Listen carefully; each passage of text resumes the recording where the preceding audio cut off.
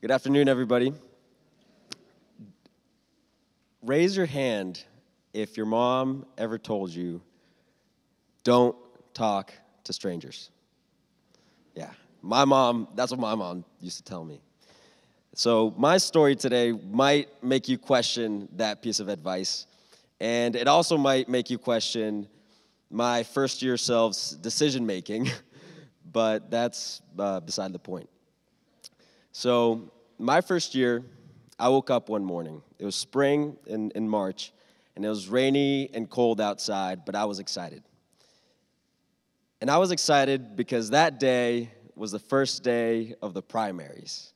Now, I know everybody in here is probably fed up with politics, but it really didn't have anything to do with politics for me. For me, it was the day that I'd be able to cast my first ballot in the United States or anywhere for that matter. And for many people, that may be a given, but for me, it was a milestone in what was a long and personal process. Because as any immigrant knows, the process of becoming an American or just coming to love this country is not a given. It's something that takes a lot of investment and personal time. And for me, it was just something that I wanted to do, and I was really looking forward to it. So I got up, I took a quick shower, and I hopped on the Route 7 bus. And this was my plan for the day. I had a broken phone in my pocket. That's a different story. I'm not going to tell you how that happened, but I had a broken phone in my pocket. I had to go to Batteries Plus, get it fixed, and then somehow I was going to get to the elementary school where I was going to go vote in the primary. And so I hop on the bus, I get on, I go to Batteries Plus, I hit my first obstacle. It's not open for another hour and a half. So, okay, that's okay. Plan B, go to the Cavalier Diner and enjoy some pancakes and eggs, like any American would, I guess. And I'm sitting there, I have my first plate of pancakes, it was good, and I start getting bored, so I order some French toast with blueberries. Maybe that will make me feel better. And I finish that as well, and I just start drinking coffee at that point. I don't have anything else to do. And this gentleman walks through the door, and he's elderly, well-dressed, and he instantly catches my attention because he greets the server by name, and he just sits down at a table, the table next to me, in fact. And the server brings him his coffee, brings him his breakfast, but he did not even place an order. You know, he's clearly the man of the house here. So I don't know if it was the boredom or the coffee buzz or a combination of the two, but I strike up a conversation with him. I say, hey, how are you doing? And I notice he has a sticker on his lapel. It's the I voted sticker. And I say, you know what? I love your sticker. And we get into a long conversation, thank God, because I had to pass some time. And his name is Will. He was a resident of Charlottesville, and had been for a very long time. Actually, he had been here since he finished his time in the Korean War and moved here with his wife. And after his wife had passed away, he started playing piano at the local retirement home. And that's where he was coming from that morning. And I got to share a little bit with him about who I was and where I was going and, why I was alone in this diner. And after a while, I'd look at the clock and I see, oh, okay, Batteries Plus, it's open, I can finally go. And so I get up, but the server, she was distracted. She was attending to other people. And he says, you can go get your phone fixed. You can just, leave your things here. I'll watch them. That's fine. I say, okay. And I leave, after not really thinking, I leave my backpack there, and keep in mind, my homework is there, the ones that I spent 5 hours on the day before, my laptop, everything.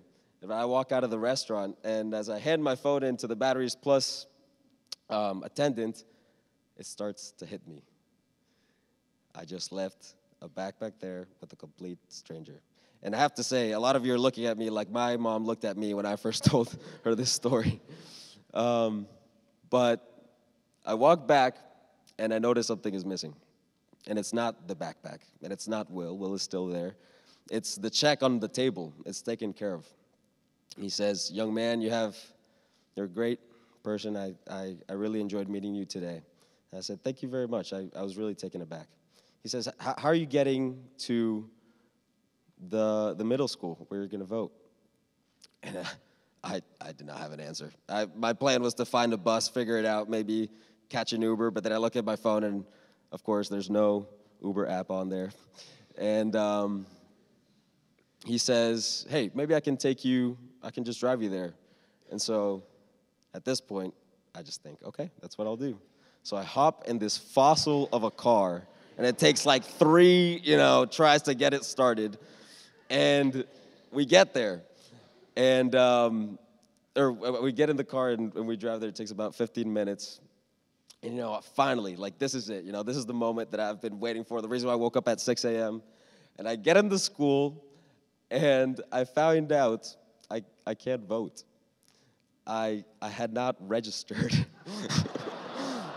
I didn't even know you were supposed to register. And, yeah, it was a good time. And I tell Will this, and he just shakes his head. And he says, okay, well, do you want me to drive you back to school? And I say sure. And so as we're going back, he starts pointing out these buildings, but I can, like, at UVA, and they're only ones, like, Thornton Hall, the physics building, the rotunda, and there's all these other ones that he doesn't recognize. And this is when I start to think about how old this man is.